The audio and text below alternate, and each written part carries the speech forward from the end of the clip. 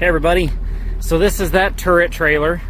As you can see, it has the 2 5/16 coupler, 7-way wiring. It's got the heavy duty safety chains with the hooks.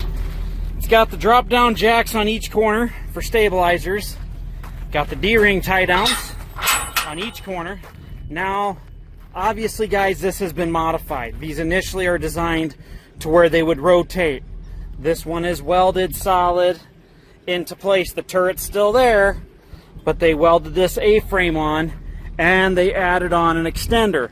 So from the center of the bar down to this clearing here, you've got 4-foot radius. So you could put an 8-foot diameter reel on this, but you're only going to be able to be 5 feet wide between the uprights.